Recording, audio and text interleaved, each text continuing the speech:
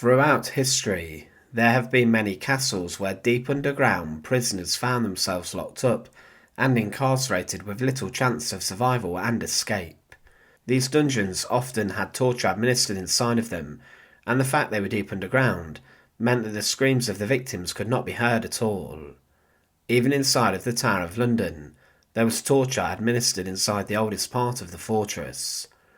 Torture for centuries was used to try and extract information from someone who was accused of a crime. One of the most famous examples of this being used in England was against Guy Fawkes, one of the pivotal conspirators of the Gunpowder Plot, and eventually he would be racked to within an inch of his life, and was so broken by his torture ordeal that he struggled to sign his own name on his confession. But what happened inside torture chambers all around the world throughout history? To support our channel, please make sure to subscribe. A torture chamber was a room which was equipped and constructed for the use of torture. Some rooms were converted to become used for this purpose, and during the medieval period, these rooms would be dark and damp places, often windowless to make the suffering worse, as it would spread terror and fear inside the mind of a prisoner. They would be inside many different royal palaces and castles, and some even had trapdoors inside where prisoners could be thrown inside of an oubliette. Inside of Warwick Castle, there is a basement of a tower in the corner of a curtain wall, and here is a torture chamber which contains brands and other devices, such as leg stocks.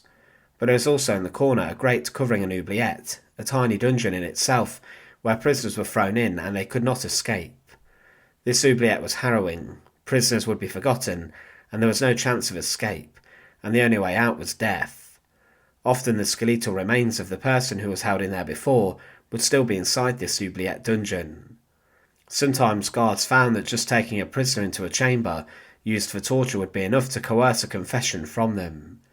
In the Tower of London, victims were shown the rack device before they were tortured on it, and the fear that this would elicit would be sometimes enough, meaning torture would not be needed.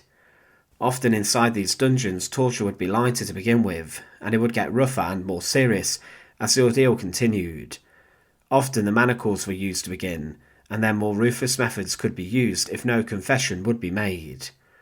Torture chambers have been used for centuries dating back to the Roman times, and they were used heavily during the Spanish Inquisition, a method which the Spanish deployed during the medieval period to protect itself from heretics. This saw thousands of people dragged into torture chambers, where inquisitors worked to try and gain a confession of religious criminals, and the ordeal would often result in execution, with people being burned at the stake as a heretic. During this period of time, the use of water, fire or rope would be used, and the Spanish Inquisition often did their brutal work on the rack. The torturer at the time would be often dressed in black, and they would be cloaked and hooded to make a more menacing impression upon the victim. Executioners would sometimes carry out this treatment too. During the Spanish Inquisition, one of the most common torture methods was the strapado, and someone would be hoisted into the air from a pulley which was attached to their arms, which were tied behind their back. Inside the torture chambers there would be a pulley attached in the ceiling, and the rope would be passed over the system and then secured to the prisoner, and they would be then lifted off into the air when the torturer pulled down on the other end of the rope. This would cause intense dislocation of the shoulder joints. Also, weight could be attached to the feet of the unfortunate person to make things even more painful. At the time, the church protected human life, so the aim was to inflict so much pain and suffering before someone did die, meaning that breaks in torture would take place, and things could resume once someone had recovered, prolonging their ordeal. After torture had been carried out, the victim, if they wished to sign a confession, then had to do so, as confession under torture was not actually acceptable in law. They had to make a written declaration after they'd given over their information. Different torture chambers were constructed in different ways, and they were often large rooms where different people could be tortured at once, and also different devices could be applied at the same time. Often there would be a furnace in these rooms, so brands could be heated up before they were then applied to the victim. The ceilings of these rooms and dungeons were designed in such a way that the screams and shouts would be muffled and not heard outside. It's not just a long time in history ago that these dungeons would have been used. During World War II, the Nazis utilised different torture chambers. Inside of the concentration camps such as Auschwitz, there was a whole block where torture was carried out, and different rooms were overseen by guards, and they were used for this purpose.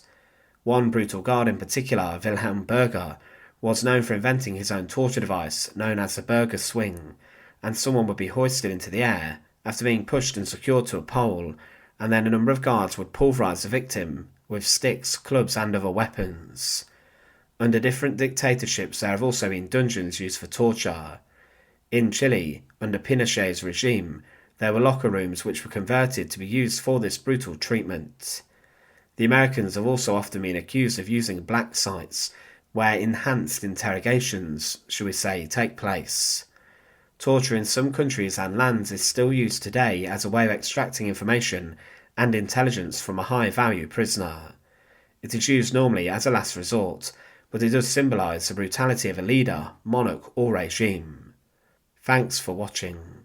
To support our channel, please make sure to subscribe, and once again, thank you so much for watching.